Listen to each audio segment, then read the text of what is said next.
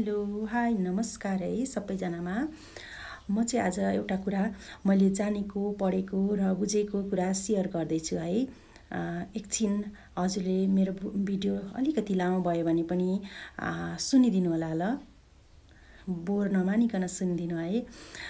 म चाहिँ आज माया र प्रेमको बारेमा भन्न गइरहेको छु क्या। हजुरहरूलाई कसलाई लाग्छ माया र प्रेम एउटै कुरा हो जस्तो? उहाँहरूले चाहिँ मलाई कमेन्ट गर्नु होला ल। अनि माया र प्रेम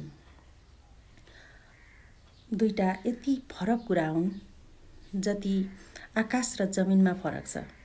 जमिन र आकाश कहिले पनि एक हुन सक्दैन, त्यस्तै माया र प्रेम पनि एउटै ओड होइन है। सुन्दा उस्तै उस्तै लाग्न सक्छ, त्यति मात्र हो। तर माया र प्रेमको अर्थ फरक छ। माया भनेको लिनु र प्रेम भनेको दिनु। फरक छैन त? फरक छ नि है साथीहरू।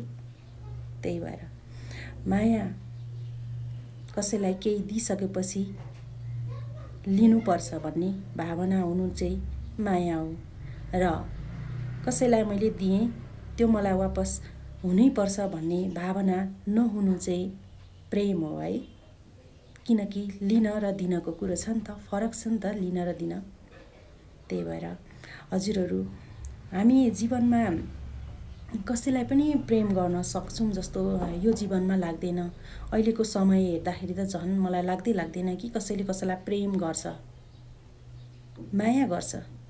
हर कसैले कसैलाई हामी चाहिँ सोच्छौँ कसैले मलाई प्रेम गरिरहेको छ, कसैलाई म प्रेम गरिरहेको छु, तर कसैले पनि कसैलाई माया बाहेक प्रेम गर्न सक्दैन मेरो बुझाइअनुसार त है।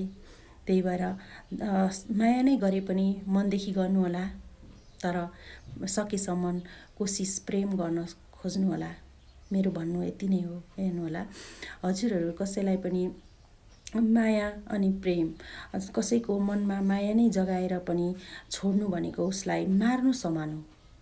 प्रेम त परको कुरा, प्रेम त छँदै छैन यो संसारमा। तर माया मात्रै भए पनि उसको मनमा हजुरले जगाउनुहुन्छ र उसलाई छोड्नुहुन्छ भने उसलाई तपाईँले गोली हानेर मार्नु पर्दैन, बिख खुवाएर मार्नु पर्दैन, ऊ त्यसै नै मर्छ।